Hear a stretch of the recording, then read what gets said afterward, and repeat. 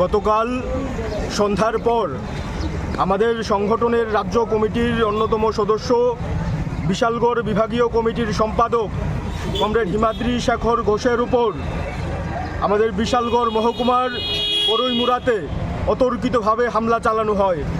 এই হামলায় কমরেড হিমাদ্রি সহ সেখানকার স্থানীয় একজন কৃষক আন্দোলনের কর্মী আহত হয় এবং রক্তাক্ত অবস্থায় তাদের উদ্ধার করে টিএমসি হাসপাতালে যখন আনা হয়, তাদের থেকে যে কথা উঠে আসে তাদের উপর যে হামলা চালানো হয়, সে হামলার সাথে বিজেপি দলের যারা মাতব্বররা আছেন তারা সরাসরি জড়িয়ে আছে এবং তারা এই আক্রমণের দ্বারা যখন আক্রান্ত হয়েছেন তারা উল্লেখ করেছেন যে বন্দুক দিয়ে তাদের মাথায় ঠেকিয়ে তাদের উপর আক্রমণ করা হয়।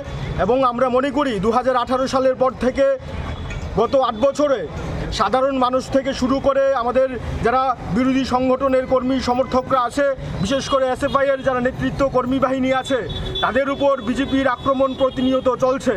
কিন্তু আমরা মনে করি, এসএফআই মনে করি, আক্রমণ আমাদের কাছে নতুন কোনো শব্দ নয় এবং এই আক্রমণকে প্রতিহত করে বিগত 8 বছর ধরে আমাদের সংগঠনের কর্মীরা নেতৃত্বরা সামনের সারিতে দাঁড়িয়ে সংগঠিত করে ছাত্রদের সংগঠিত করে বিভিন্ন আন্দোলন কর্মসূচি চালিয়ে যাচ্ছে এবং এই আক্রমণকে প্রতিহত করেই আমরা সামনের দিকে অগ্রসর হব।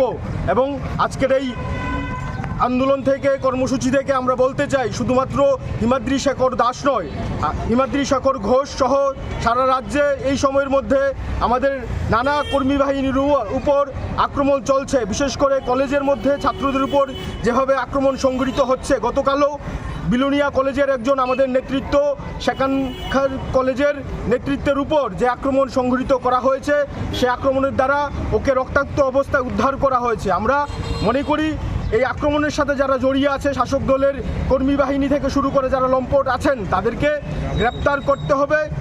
আনন্দ আর ভালোবাসার দীপ্তিতে গড়া সমুজ্জ্বল পরমা, ঠিক তোমারই মতো। শ্যাম সুন্দর কোম্পানি জুয়েলার্স, আগরতলা, উদয়পুর, ধর্মনগর, কলকাতা।